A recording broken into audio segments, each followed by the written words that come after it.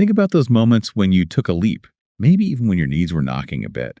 Those are often the times we learn the most, aren't they? Yeah, absolutely. Stepping outside the comfort zone. Welcome to Beyond the Pages podcast, because the right book, well, it can change everything. Today, we're diving deep into Brené Brown, book1.pdf. You actually sent this our way.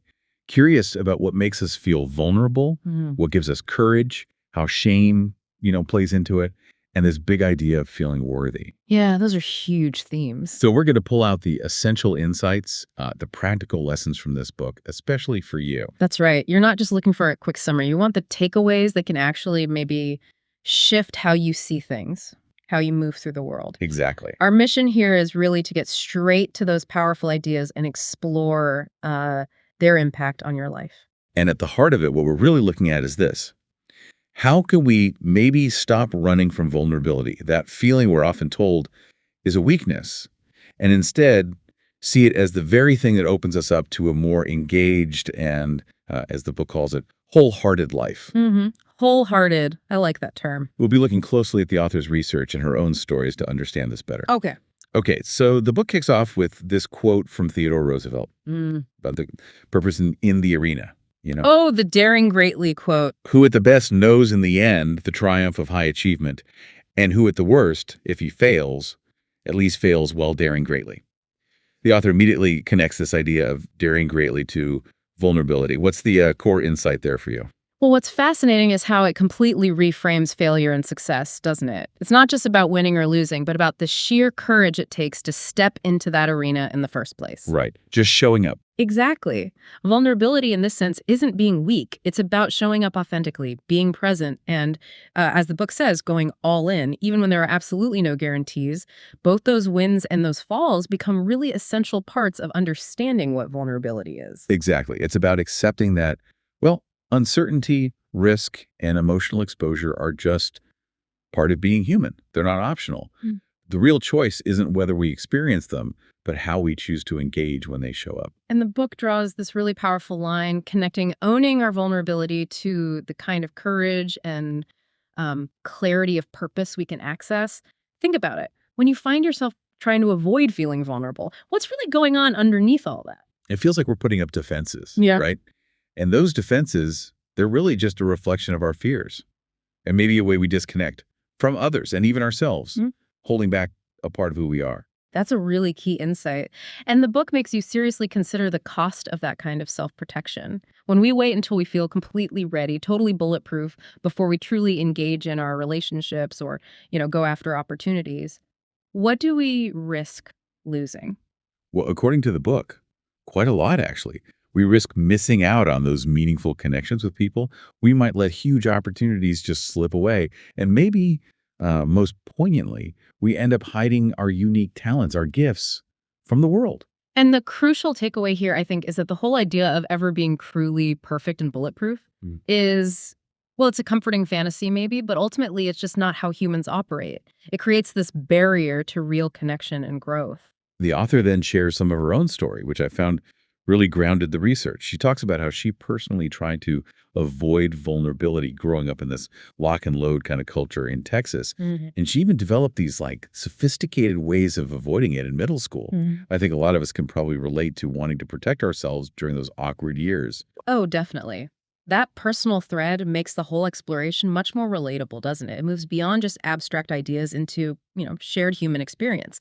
And her shift going from a management role at AT&T to social work was driven by this deep curiosity about empathy and a desire to really understand human connection by leaning into it. And it wasn't about her coming in as the expert with all the answers in her social work, was it? It was something more nuanced. Exactly. The book really emphasizes that social work is about understanding context, recognizing the complexities, the ambiguities of people's lives, and leaning into that discomfort rather than trying to, fix everything neatly. And even with all her professional understanding, she describes her own midlife unraveling, a period where she realized she wasn't fully living what she was researching, this wholehearted life. Right.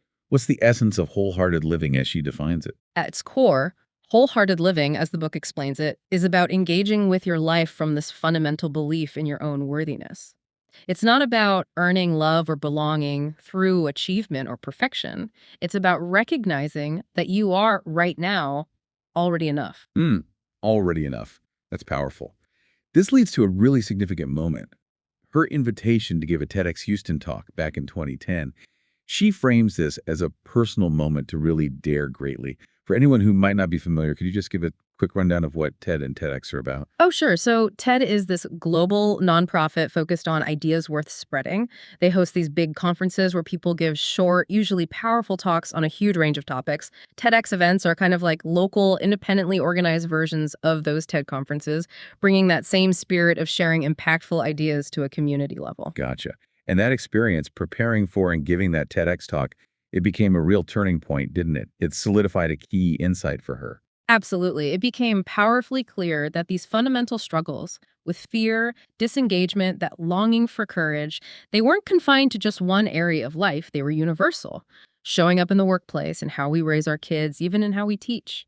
Speaking of the workplace, the book touches on how feeling disconnected at work often comes from, say, a lack of honest feedback, maybe the fear of becoming irrelevant or not having a clear sense of purpose. And what's the antidote the book suggests for that disengagement?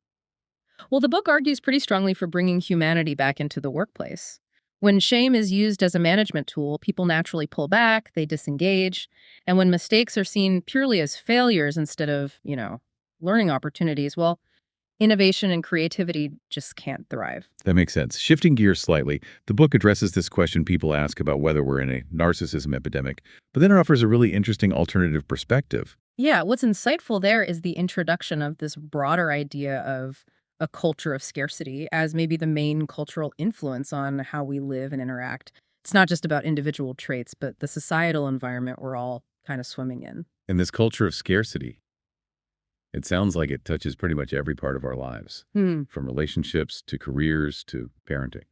Exactly. It shapes our thinking, our behavior, our emotional responses.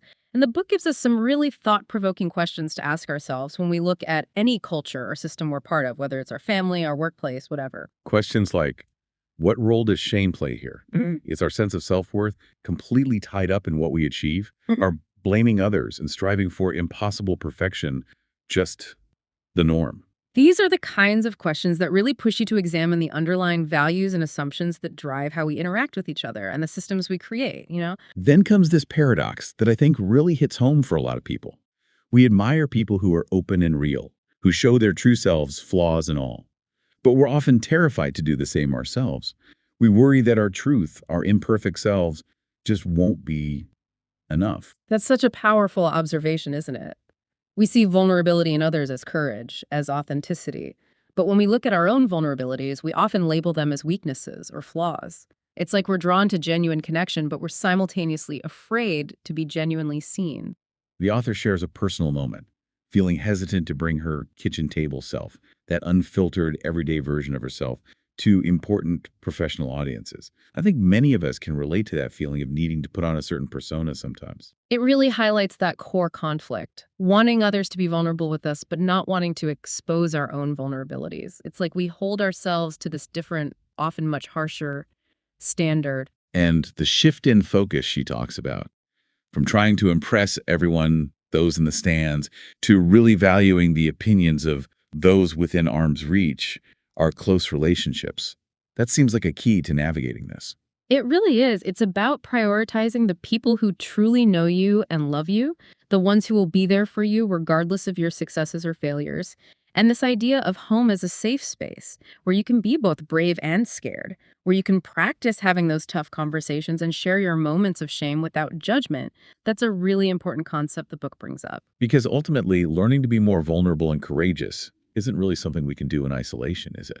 We need that connection and support. Exactly. Sometimes the most courageous thing you can possibly do is simply ask for help. That willingness to reach out, that's often the very first and maybe biggest dare.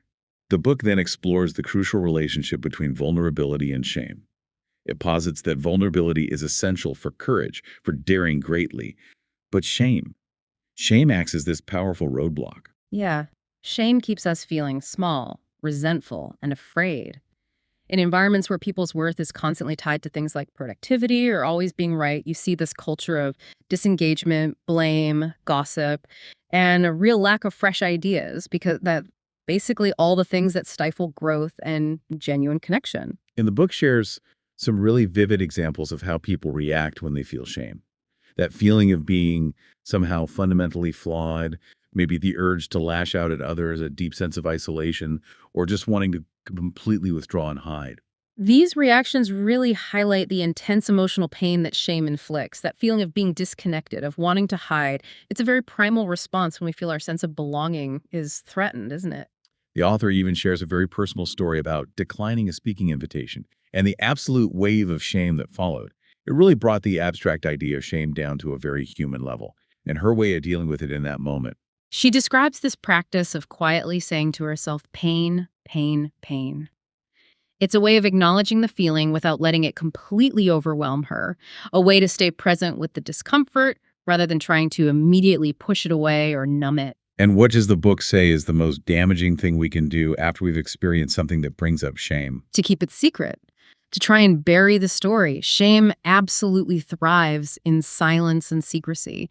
Reaching out to people who offer empathy, who can truly hear you without judgment, that's crucial for reminding yourself that you're not alone in your struggles. Because empathy isn't necessarily about someone having gone through the exact same thing, right? It's more about connecting with the underlying emotion. Yeah. That Me Too moment can be incredibly powerful in breaking down shame. Exactly right. Empathy is about listening, offering a safe space, withholding judgment, and communicating that incredibly healing message. You're not alone in this.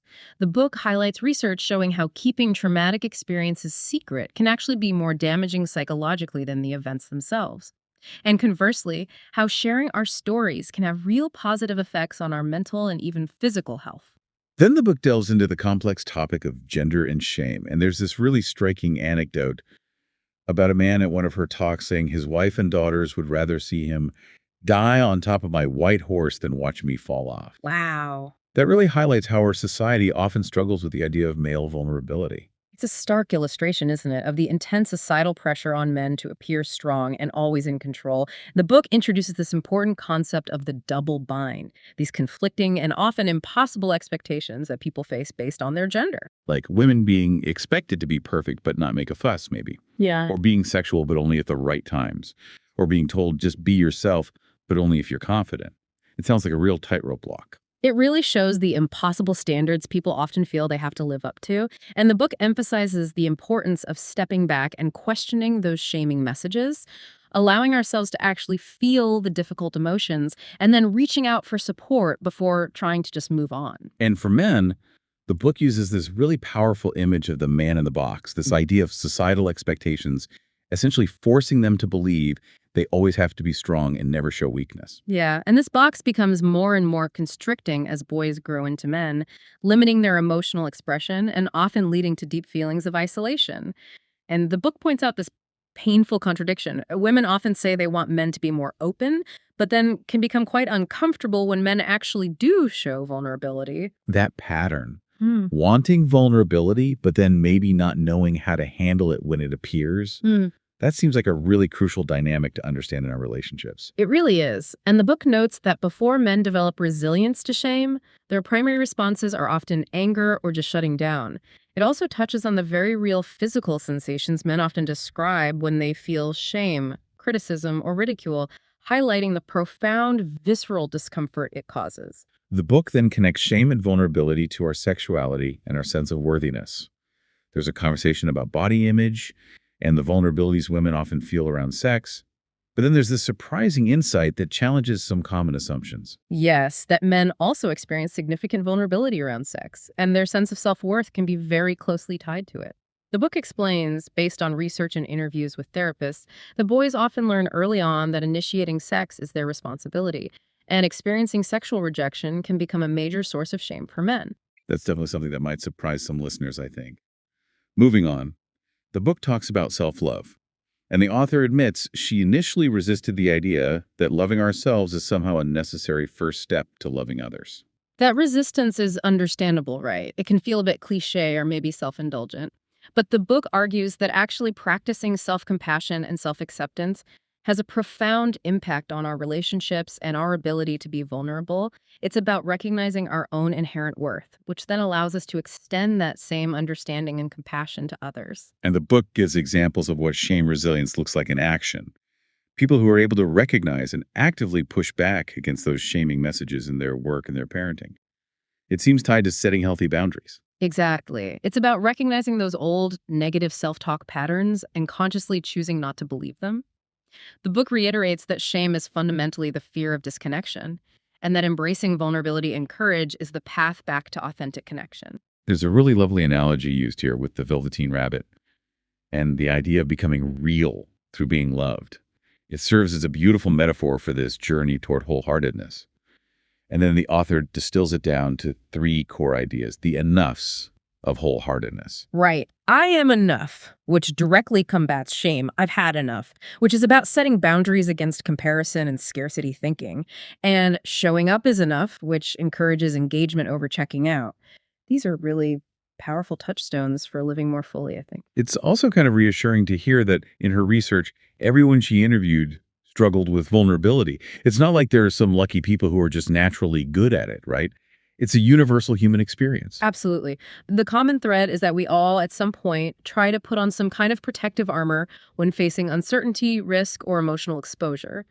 The key is learning to recognize when that armor is no longer serving us and how to take it off. And the book makes this really interesting connection between joy and vulnerability, explaining that to truly experience our most joyful moments, we often have to allow ourselves to be vulnerable. It makes sense when you think about it, because with great joy often comes the fear of losing it. It really does. The book shares that very common experience parents have. Well, That overwhelming love for their children is often accompanied by this deep-seated fear of something terrible happening to them. Vulnerability, the book suggests, is really joy's constant companion. that really resonates with the personal story shared about a joyful family moment in the car being suddenly overshadowed by a fear-based reaction. It's like our minds sometimes try to brace for the worst even in the best of times, isn't it? And the book offers gratitude as a powerful way to counter that foreboding joy, that fear of loss or disappointment that can creep in. Gratitude is a way to shift our focus from what we might lose to appreciating what we have right here, right now. Can you explain that connection a bit more? Yeah, gratitude helps us value what is happening right now, the connections we have, the beauty around us, instead of fixating on potential future negative outcomes. It's a deliberate practice that challenges those feelings of unworthiness that might make us feel like we don't deserve our joy. The author shares a really practical technique of consciously saying, vulnerability, vulnerability I'm grateful for, as a way to actively shift from fear to a feeling of gratitude in the moment. That sounds like a really useful tool, actually. Yeah. The book then delves into perfectionism, which is something I think a lot of us struggle with to some degree. We often think of it as a good thing, striving for excellence, but the book presents a different perspective. It really does. The book argues that perfectionism isn't actually about high standards or healthy striving. It's more of a defensive strategy, a kind of 20-ton shield, she calls it, that we use to try and avoid criticism, judgment, and shame. But ironically, that very shield can prevent us from truly being seen and loved for who we are, imperfections and all. Because it's often rooted in trying to earn approval, maybe going all the way back to childhood, where we might have been praised primarily for our achievements. This can lead to that really damaging belief, I am what I accomplish. Exactly. And the book points out that perfectionism is ultimately self-defeating because, well, true perfection is unattainable. It can become addictive as we blame our lack of perfection for any negative feelings, and it ironically leads to even more feelings of shame when we inevitably fall short of that impossible standard. So the alternative isn't about just giving up and accepting mediocrity, is it? It's more about learning to appreciate the beauty in our imperfections, those cracks that make us human and real. Precisely. The book shares insights from interviews about how people manage their perfectionism, including Gretchen Rubin's idea of learning to accept good enough. And there's that wonderful analogy from Nick Wilton about art being all those messy human aspects of life that don't fit into neat, perfectible categories. It's the stuff that makes life interesting. Then the book discusses numbing, which is something many of us might turn to as a way to cope with those feelings of inadequacy and shame, but also anxiety and disconnection. Yeah, the book suggests that the strongest urge to numb ourselves often comes when shame, anxiety, and that feeling of being disconnected all kind of converge. Shame feeds into anxiety, feeling like we're not good enough, and disconnection, feeling unlovable. And numbing offers this temporary escape, what Jennifer Loudon calls shadow comforts, things that feel good in the moment but ultimately cast a negative shadow over our lives. The book also touches on a less common, but still pretty harmful way we might try to protect ourselves, the Viking or victim mentality. Yes. This is the belief that everyone falls into one of two distinct categories. Either you're a powerless victim who just gets taken advantage of, or you're a dominant Viking who never shows any weakness, ever. This kind of black and white thinking really damages trust, innovation, creativity, and the ability to adapt to new situations. It creates a very rigid and ultimately harmful worldview. And overcoming that kind of deeply ingrained mindset often requires professional help and support, doesn't it? Yeah. Because it can feel like such a powerful survival mechanism for some people. Oh, absolutely. Letting go of that Viking or victim mentality can feel incredibly risky and frightening without significant support and the development of healthier ways of relating to ourselves and others. It's a big shift. Then comes the importance of our close, trusted relationships, what the book calls our marble jar friends, Yeah. the people whose opinions truly matter to us. These are the people who love us not just for our strengths, but also for our struggles, who understand our journey toward wholeheartedness, and who accept us with all our imperfections. There are stretch mark friends, as the author puts it, those connections that have been tested by life and have become a fundamental part of who we are. And the book wisely advises against seeking validation from critical strangers over nurturing these deep, meaningful bonds. Scott Stratton's quote is great here. Don't try to win over the haters. You're not the jackass whisperer. Huh. Love that. Okay, the next key idea is minding the gap, making a conscious effort to align our stated values with our actual behaviors in the world. This requires us to really pay attention to the space between who we say we want to be and how we're actually living, and to actively practice the values we believe in. It definitely takes vulnerability and shame resilience because we're inevitably going to make mistakes and fall short sometimes along the way. And in the business world, this connects directly to that ongoing conversation about strategy versus culture, with the powerful reminder that culture eats strategy for breakfast. Absolutely. Ultimately, the fundamental values and beliefs of an organization or even a family, that who we are, will always have a greater impact in the long run than any well laid out plan or strategy. Culture is foundational. This leads to the idea of the disengagement divide, the suggestion that a lack of genuine engagement is at the root of many problems we see in our families, schools, communities, and workplaces. Disengagement is often a way we protect ourselves from feeling vulnerable, from experiencing shame, from feeling lost or unseen. It can also happen when leaders or those in authority don't live up to the values they espouse, creating that gap we just talked about.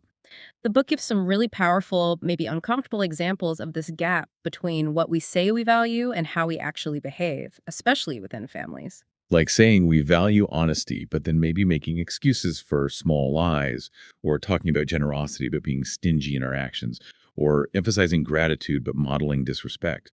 It really highlights how our actions speak so much louder than our words, especially to those closest to us, like our kids. And while nobody's perfect, right, a consistent disconnect between our stated values and our lived behavior inevitably leads to disengagement and a breakdown of trust.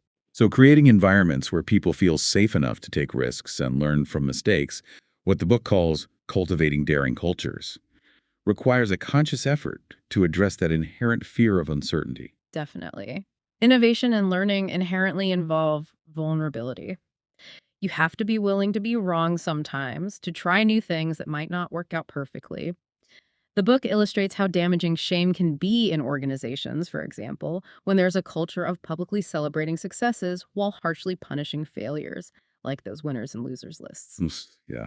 And feedback, which is so crucial for growth and engagement, often gets derailed simply by our discomfort with difficult conversations and maybe a lack of skills in how to give and receive it constructively. That's where the engaged feedback checklist the author developed becomes so valuable. It provides a framework for giving feedback in a way that is collaborative, focused on understanding, acknowledges strengths, holds people accountable without shame, encourages ownership, and actually models vulnerability. That would be transformative. The book then turns its attention to the courage it takes to be vulnerable, specifically in parenting, emphasizing that teaching our children about their worthiness really starts with us modeling that journey, the struggles included, for them. Children learn about worthiness by feeling loved and like they belong. The book makes that really important distinction again between shame, which says you are bad, and guilt, which says you did something bad. Shame is so deeply connected to that fear of being unlovable, which is especially profound for children who are so dependent on their caregivers. The powerful story of a mother's letter acknowledging her past shaming behavior toward her adult child really shows the potential for healing, even years later. And even when we don't intentionally shame our children, our own unresolved shame can still kind of leak into our parenting and have a negative impact, right? And the simple act of normalizing experiences, saying, yeah, that's hard, or I felt that way too, can be a really powerful tool for building shame resilience in our kids. Absolutely. Helping children understand that their feelings and experiences are normal and that they're not alone in what they're going through can significantly lessen the power that shame holds over them. Ultimately, supporting our children in this way also means supporting each other as parents, maybe moving away from some of those judgmental debates about whose way is right and toward more open-mindedness and a willingness to learn from each other's experiences. It's about finding your own way and respecting that others will find theirs. Different parenting choices don't necessarily mean criticism of your own choices. It's about daring greatly in your own parenting journey and allowing others the space to do the same. The book shares some really moving stories about the power of connection and belonging, like the author's daughter feeling like the other at school recess, and the powerful bond they form simply by sharing that feeling of loneliness and wanting to belong. Those stories really highlight that parenting isn't about achieving some perfect ideal, but about being present with our children, sharing our own vulnerabilities appropriately, and fostering those deep connections through shared human experiences. The final story about the mother whose son recognized her own struggle with self-worth really underscores the importance of our own self-awareness and how we parent. And that example of supporting a child through a challenging experience like the swim race, even when it's emotionally difficult for us as parents, that's a powerful reminder of what it means to truly support their vulnerability. And finally, the book does briefly mention the extensive research that underpins all these insights. The qualitative methods, grounded theory, the sheer volume of interviews and data that were analyzed. Yeah, that rigorous research process really lends a lot of credibility to the book's findings about vulnerability, shame, courage, and worthiness. It's not just opinion, it's grounded in people's lived experiences. So the core takeaway for you, our listener, is really that embracing vulnerability isn't a weakness to be avoided, but actually the very path to greater courage, deeper connection with others, and that sense of wholehearted living we've been exploring. It requires being honest with yourself, building resilience to shame, and being willing to step into those uncertain moments in your life. Hmm. This is especially valuable for anyone seeking more meaningful relationships, maybe the courage to pursue what truly matters to them, and for those of you who, like our learner persona, are driven by a desire for knowledge and personal growth. And maybe to leave you with a final thought to ponder. Think about one area in your life where you might be unknowingly hiding behind perfectionism, or perhaps turning to numbing behaviors to avoid uncomfortable feelings. What's one small, maybe even tiny act of vulnerability that you could choose to embrace today, or maybe this week? Great question. For more deep dives into ideas that can truly shift your perspective, make sure you subscribe to Beyond the Pages. Please share this with anyone in your life who you think might find it valuable, and be sure to check out our YouTube channel for extra content. Thanks so much for diving duck with us today. Thanks, everyone.